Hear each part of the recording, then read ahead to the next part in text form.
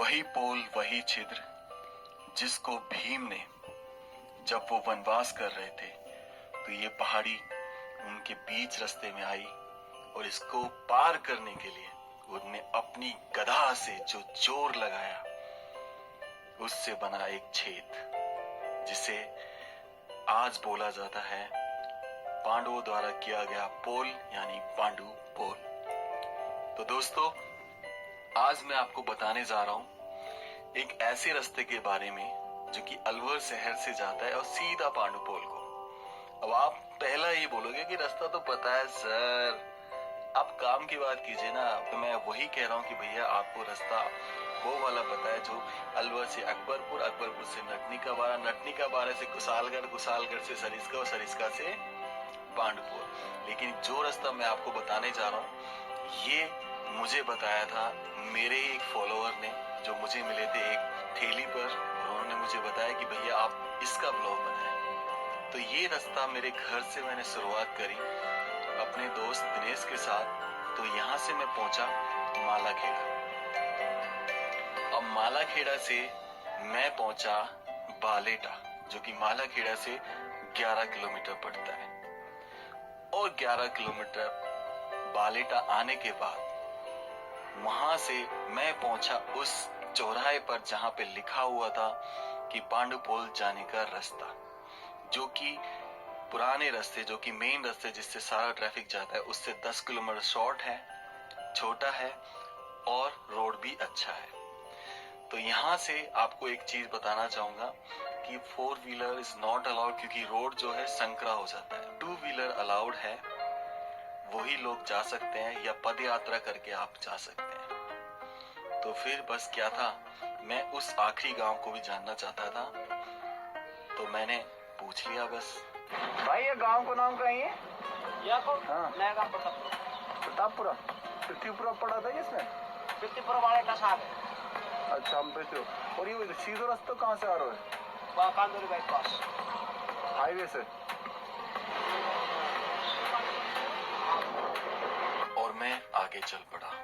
यहाँ से पूरे 13 किलोमीटर ये रोड ऐसे ही कच्चा रास्ता है, क्योंकि ये सरिस्का टाइगर रिजर्व में आता है। इस रोड का निर्माण कार्य नहीं कराया गया, लेकिन ये रोड उस रोड से 10 किलोमीटर छोटा और कच्चा रास्ता भी 12 किलोमीटर कम है। आइए अब आपको बताता हूँ कि आखिर ये पांडुपोल हनुमान जी यहाँ कैसे आए।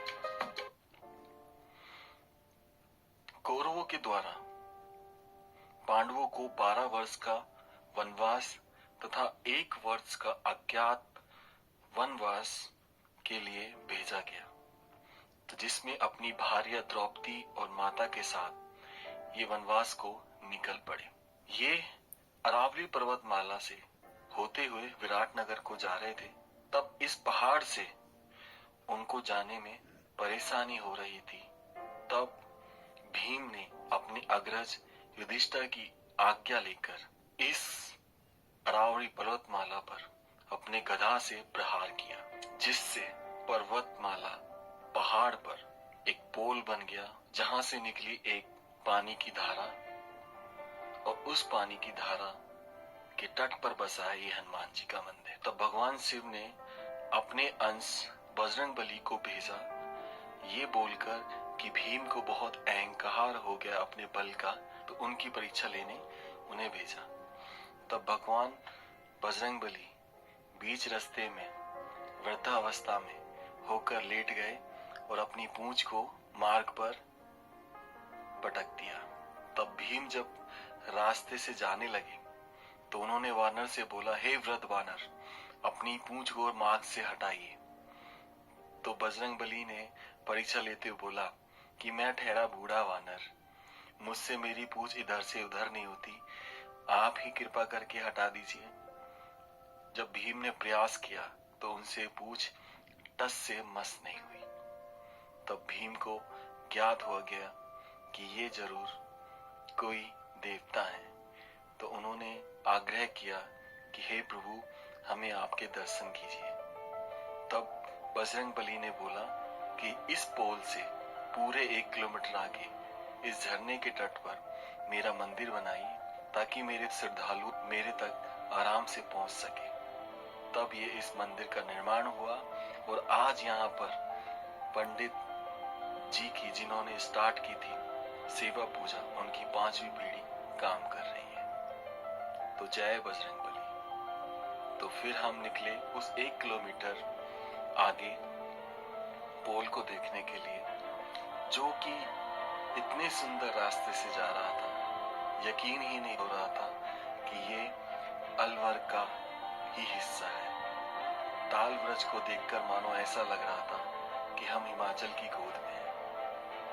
उस पोल को देखकर अभिभूत हो गया कि वाकई में ये किसी बलशाली